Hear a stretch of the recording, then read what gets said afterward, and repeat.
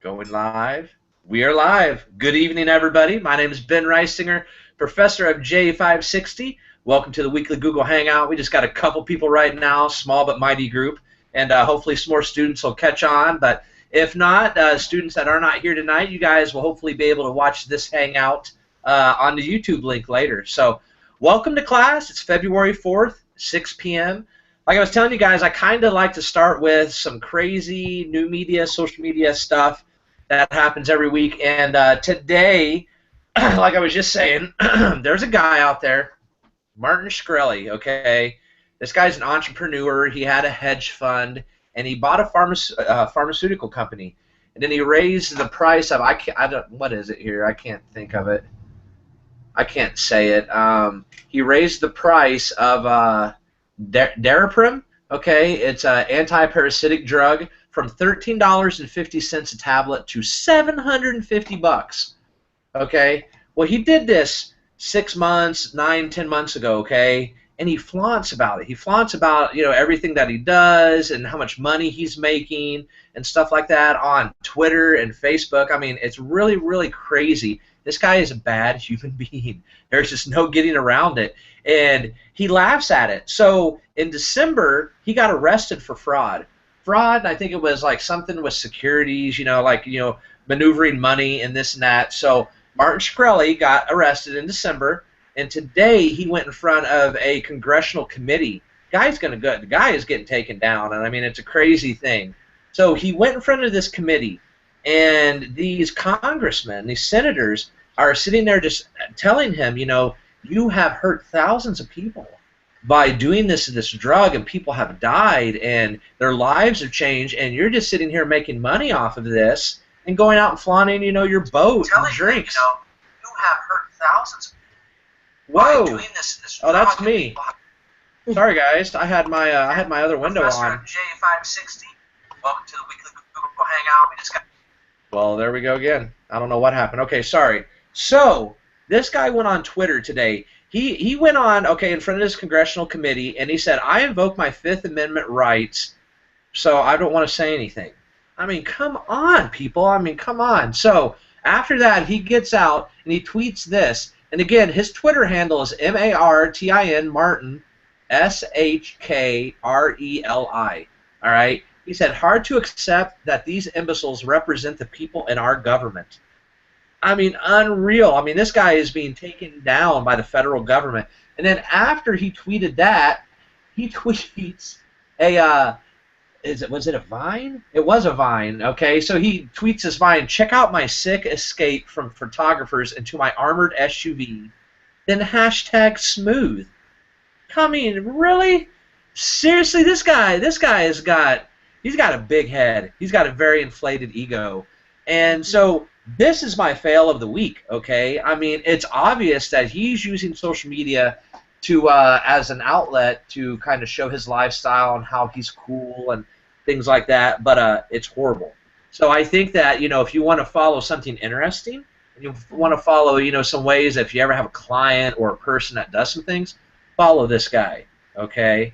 Again, Martin Shkreli. I mean, he's nuts. Anybody else have, like, before we get in and talk about, we're going to talk a couple more things about Twitter, then Facebook for biz, but anybody else have a social media fail of the week or something crazy or wonky that happened, in communications or online?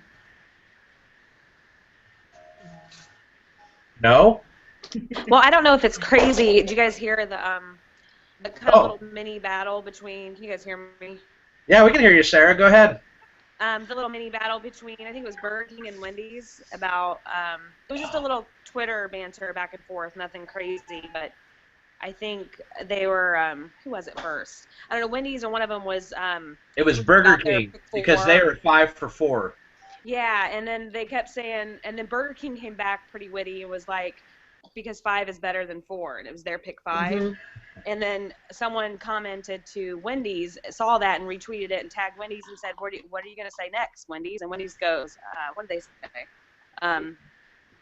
It's edible? Or they're like, what is your response? And like, edible food or something like that. Yeah, that's all it said, edible food. Mm-hmm. Mm-hmm. Yeah. So yeah, that's not a fail, but that's a Twitter battle between not a fail, huge companies. I mean, that took some guts. First off, for I think it's Burger King that has the 5 for 4, and they were the ones. But for them to say that it was better, I mean, Burger King started it because of their hashtag, right? Basically, they were kind of shaming Wendy's, saying you can get 5 here, but you only get 4 there. No, that's awesome, Sarah. That's awesome. Anybody else have anything? No? Okay, cool. Okay, before we get going, too, and for you guys that aren't here tonight, remember, it is February 4th per your syllabus. Your midterm topic is due at 9 p.m. So you need to get me your midterm web video topics, please. You need help or anything, tweet me, send me a message, but that's due. No late things. Let's finish talking Twitter a little bit, and then we're going to talk about Facebook, okay? I just have a question, Ben. Yes, what's up? This is regarding the midterm topic which we are supposed to send to you. Do you have some kind of a sample videos of your past students which we can see, just to have an idea of how the web video is, what it is all about? Yes, like I've told students before, and I've told you guys this in classes before. If you go to YouTube and you search J360 and J560. You will pull up some videos of students over the past 2 years that have done some of their web videos. So feel free. You'll see that I've liked some and commented on some. Okay. But again, per the syllabus, it just needs to be something, communications, PR, social media. I mean, you guys can figure it out, but it just has to be something kind of related to class. Okay, and social media, right? It has to be related to social media.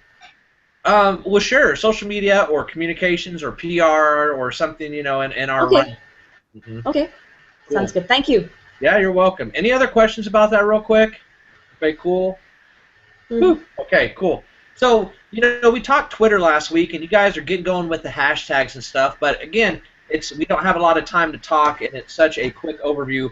I wanted to talk a little bit more about Twitter, and I want to talk about Twitter for business. I want to talk about paid Twitter. I want to talk about, what you can do.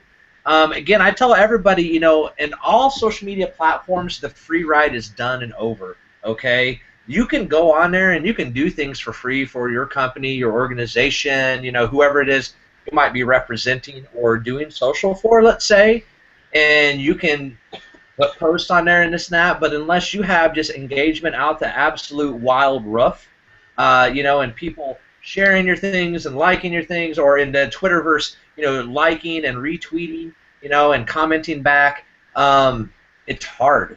It's very, very hard to get reach out there, okay? So I have done, in which I'm going to ask some of you guys, have any of you guys, before I start talking about, Twitter campaigns and using the ad service in Twitter, have any of you guys ever used that in class? No? Okay. Yeah. I want to see, where I started. So basically, if you could log on to, and you can do it from, a device now, you can do it from laptop, the desktop version of Twitter. You can go in and you can create ad sets. You can create absolutely amazing ad sets. You can create, a series. You can take down to the minute details of what zip codes you want things to go to, okay? And again, this is just a really brief overview. You can use, within certain miles of cities, or you can target certain zip codes, you can target demographics, things of that nature, and it's amazing, okay? Now, does it work? I've had some better success with Twitter advertising at times, and then at other times I haven't seen it work very well for me. I mean, it really is a tried and true thing, of all your platforms, of all your tactics, and of all your medias that you're using to disseminate, and push out your message. Advertising's one of them, and it's hit or miss, okay, especially with Twitter and Facebook, but I'll get into how we talk Facebook here in a second, because I was just shaking my head today at Facebook with some things I was doing for Mary Freebed, all right? What I've used before, okay, I've done some things that you can create 3 to 5, different types of tweets, and you can put those into, a campaign. You can put money behind them. You can say, here's my overall budget, or here's my daily budget. You can give it a life, cycle, a span, things like that, all right? Now, again, with anything that we do in communications, you have to check the ROI of this, all right? You have to say, okay, so if I'm doing this advertising, if I'm spending this money on this, is this a good investment? Is this real? Does this work? It's hard. It's so hard. All right, sorry, I'm just looking at my notes. To measure social media right now is something that a lot of people are trying to figure out. Again, it's not like Google Analytics. You just can't put a little bit of code on your things and go in and it tells you absolutely everything. I mean, it's awesome. Will it get there? Yes. Okay, it's just not there yet. We're still in the infancy stages. I mean, Facebook just turned 11. Facebook just turned 11 years old, so we're still really like figuring this stuff out. Extra credit trivia question just before I keep going here. Does anybody know what famous actor's face was on the first skin or look of Facebook? You guys know? In the upper left-hand corner, there was a male actor's face. No? Okay, Al Pacino. I don't know why, but when Zuckerberg, and the twins that he was, starting Facebook with at Harvard and stuff, when they were doing it, it's a blue outline of Al Pacino's face. It was interesting. That's when you had to have a .edu email, to actually even be on Facebook and stuff like that. So, advertising, okay? So Twitter advertising, check it out. I mean, again, this was like the biggest, most craziest overview. I'm going to send you a few things in the next couple days on Twitter and Facebook advertising. Just some general overviews and rules, the things that you can use to get into the platforms, all right? Mm-hmm. Now let's talk Facebook for Business. Okay, any of you guys ever done a Facebook like button page for an organization or business? No? Okay, so none of the three of you ever ran a page for anything like that? Okay. I've run one, I haven't created it. I'm sorry? I've assisted with writing for it, but I never created the actual page. Oh, no, that's cool. So you did some work on a business page. What page was it, can I ask, please? For one of the organizations I worked for. Oh, you won't tell us who it is? It's a previous employer. I couldn't even hear you. What? Oh, it was just a previous employer. I also currently work on it with my current employer. Sure. Yeah. Okay, did you ever do any advertising with those, or were you just like in charge of the maintenance and content? In charge of content. Content. Okay, cool. Well, all right, so let's talk about this again. So let's get in now to Facebook for Business, all right? Mm-hmm. Facebook is huge. I don't care what anybody says. If they say the millennials aren't going to Facebook or this or that, Facebook is still Facebook. A lot of times when older people think social media, they just think Facebook. Facebook and that tweet thing, okay? I mean, it's kind of funny. If you're any, and again, I will live by this. Some communications professional disagree with me on this, but I really think if you're any type of tangible business, or if you're a type of nonprofit organization or an organization that has, you have people, you have constituents, you have customers, you have people that might donate to you if it's nonprofit, you have to have a Facebook page. Flat out, hands down, okay? It's your tried and true, when anybody, again, thinks of social media, they think of Facebook, all right? And when we're thinking of Facebook for Business, we're thinking of people that are passionate about, like, maybe number one, products, maybe number two, an organization, maybe number three, about giving back, and hopefully they want to be engaged with you, okay? Now, Facebook has taken the like button page and broke it out into several different categories now, okay? So if you look at a Facebook page for, like, let's say a nonprofit organization versus a small business that might be a restaurant versus, like, let's say an art museum or something like that, they all have the like button and stuff, but they might have a few different features. You choose a Facebook business page based upon, since you guys, are doing this upon, what type of core business it is that you might see. Hey, Sarah, you work in social media and PR, right? Have you ever done any campaigns or done any Facebook pages for business? Yeah, I primarily use Facebook as my vehicle for doing promoted posts or campaigning or I guess in our world, I'm in the nonprofit association world, so we have members, and I use social media. It depends on where your members are, and a majority of ours are on LinkedIn, but Facebook is where a lot of them are too. We have a little older skewed, very highly technical professional people. Okay. But I get the most engagement off of Facebook, surprisingly. But I boost every single thing that I put out there because you have to pay to play these days.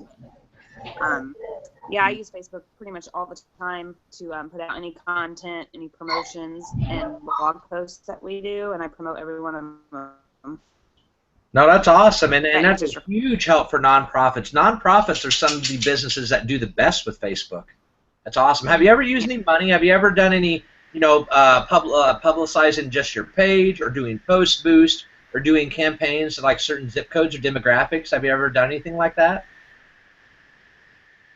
Yeah, if you're asking me or are you asking someone else? Sorry. Oh no, I was asking you still. Yes, yes. Yeah, I have a couple of different audiences automatically kind of set. And when we do our national conference or event promotions, we'll do different campaigns targeting different cities or states. Mhm. I target different interests because we have a different, diverse, pretty much membership base. Yeah.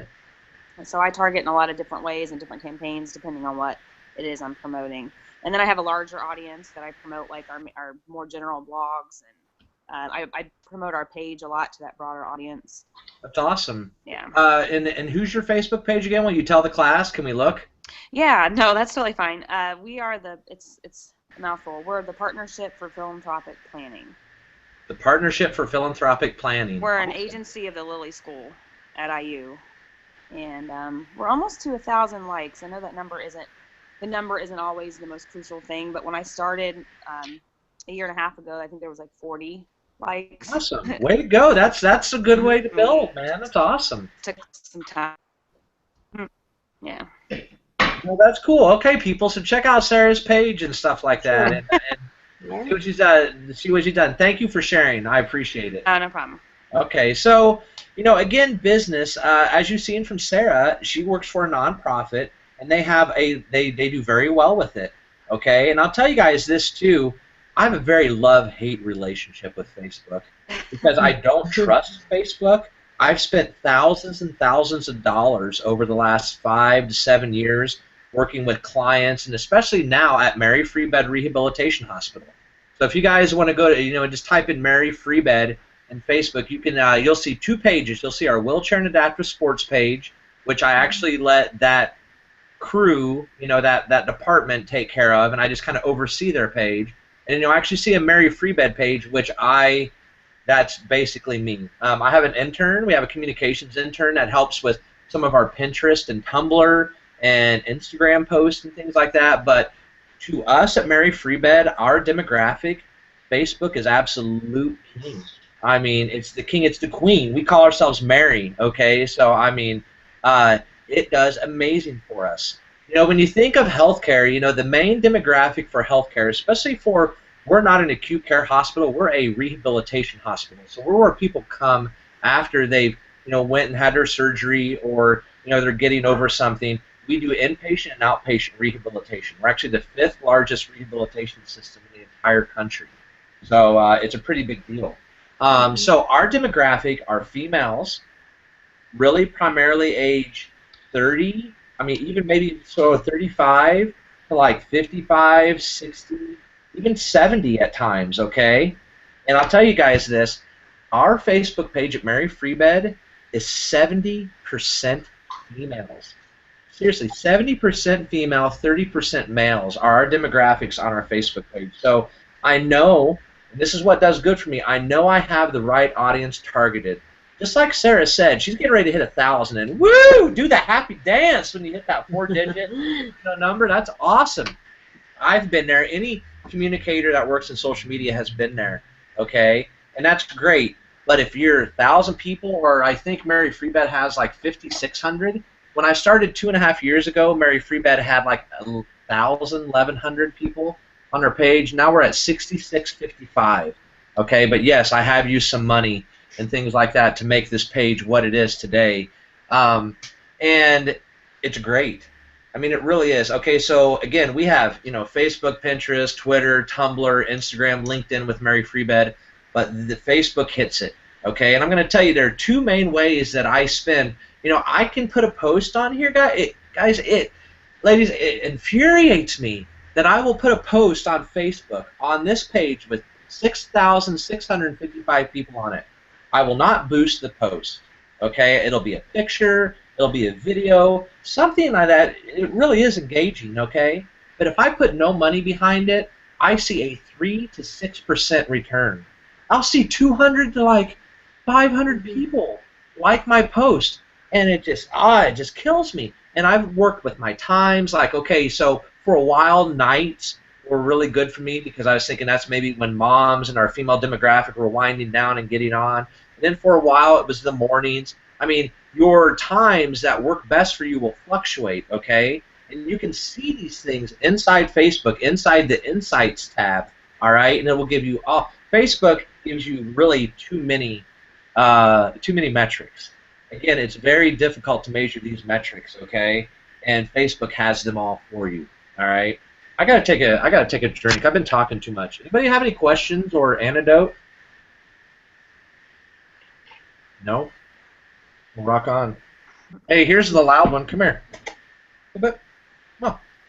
Come here. Say hi. Holla. You're being. Here's the one that was just whining. This is the little girl. Oh. She's my sweetie. Want to say hi? Say hi, class. Hey. She's a mutt. She was found in Indianapolis. She's 6 years old. Adopted her from the pound. She's a good girl. Okay, I just had to share my pup. Oh, that's Always sweet. earlier. I know, nothing like a good dog. No matter what, you have a bad day, you have a good day, you come home, and your dog loves you, you know, and it just makes you feel good. I think kids do the same thing, so I need to have some kids. Right? All right, so let's keep talking on here. It's 6:26. I got like 5 minutes left here. Okay, so the two main ways that I spend money with my business page on Facebook with Mary Freebed is I boost a post, and just like Sarah was saying, I have like 5, 6 different types of audiences. You can save audiences. You can pick. You can say I want this amount of money to go 1 day, 2 days, 3 days. I mean, you name it, and it's there. Right now, we're trying. Okay, so Grand Rapids, Mary Freebed is in the west side of Michigan, like 30 minutes from the lake shore, so 30 minutes from Lake Michigan. Okay, Detroit. So basically, here's Mitten, here is Grand Rapids, and over here is Detroit. Okay, I am spending money right now with Mary Freebed.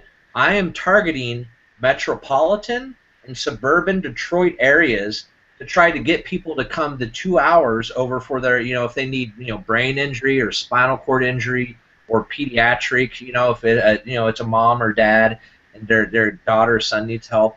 I'm targeting certain people, certain demographics. I'm getting it down to, again, I'm using like 30 different zip codes because I know exactly where we want to try to get this message out. Okay, and this is why I have my love-hate with Facebook.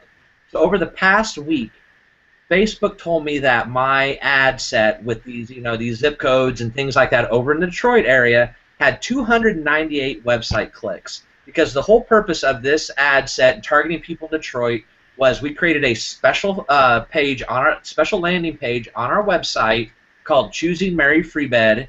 You know, that those people could see, and it would make them want to come over and use us. Okay, so I thought, man, that's great. I spent, I think it was $100 last week. So the clicks, you know, it said came out to about like 43 cents a click or something like that, which isn't bad. Okay, I've paid a lot more for a click before, and I've paid a lot less, but that's pretty average with Facebook. All right. So I go on to Google Analytics. Okay, we have a WordPress website with Mary Freebed now. It's maryfreebed.com. You guys can check it out. And I went to the page, put in the exact same date, the exact same time range. Google Analytics told me I had like 120 website clicks. So why is Google Analytics telling me I had 120 website clicks from this ad? And why is Facebook telling me I had 293? I don't know. Okay? And I'm just going to tell you guys this, and a lot of people have problems, and me and maybe Sarah, with Facebook advertising. A lot of people think that they inflate their numbers and that they're hokey. Okay? They really do. I mean, there are numerous blogs out there about people testing out things just like that. You know, like I'm clicking this or doing this, and Facebook, you know, it gives me a different number when they like know, you know, how many times, you know, people or this or that have clicked on it. So I don't really, you know, it puts me in a rock and a hard place because I'm trying to report to my boss, the vice president of this, you know, this hospital, this is what's going on. But why the heck are my Google Analytics and my my Facebook not matching up? I don't know. Okay, I don't know. But hopefully you hope that Facebook is not inflating the numbers, that they're not, doing this in a roundabout way to capture money. I mean, Facebook advertising, oh my gosh, it gave them billions of dollars last year. I mean, that's how Facebook makes, how you see the ads and stuff like that, but the post boost and people, working business pages, that's how Facebook makes 90% of their money. 90%. So it's huge, big business now. The free ride is over. I had told everybody, like 2 or 3 years ago, I was saying Facebook was in its, so it was in its infancy stage. Even though they just turned 11. But now I feel like Facebook, with it, they're rising, and they're a public company now. They're traded just like Twitter. They're rising from the infant stage to kind of, a 4 to 5 year old. I don't even know what you call those kids, but, 5, 6 years old, something like that. A young kid. They're growing up. I mean, and the same thing happened if you look back into the history books for television, radio, things like that, even the internet. Advertising was very cheap and free, and then when they kind of started to figure it out, it's big business now. It is. It's huge. So there's a very, very brief overview of Facebook for Business. We'll talk that a little bit more. And then the last thing I want to say, and most of you guys have probably done this, and it's more for my undergraduate classes, but if you've never done a social media audit, especially on your Facebook and your Twitter, if you've never gone through to the beginning and looked at what you've posted or what you've done, please do so. Okay, there might be some younger, more partying pictures, or I have some students sometimes say, oh, I don't need that on there. I tell everybody this: don't post like what you would think your mom would like. Post what you would not think your grandma would not want to see. Okay, you can still have a really good time on social media and not be nutty crazy with it. Okay, being communications professionals, that's part of what people are going to look at. They're going to look at you guys, how you do your own stuff, and they're going to want to know, because that validates you. Why do you think I'm asking you guys to write blogs? Why do you think I'm asking you to do so much stuff? Because it will help you out. All right. So do your audit if you haven't. But that's it for tonight's class. Again, remember at 9 p.m. your midterm topic is due. Everybody, you guys friend each other, okay? Please like each other. Start sharing your blogs. I'm seeing some of you guys do that. Share each other's blogs. Comment on each other's blogs. You all have WordPress blogs now, so you can use the WordPress system like on your device or your phone, and you can chat with other people. Okay, so it's pretty cool. So keep having fun. Keep doing the hashtag J560.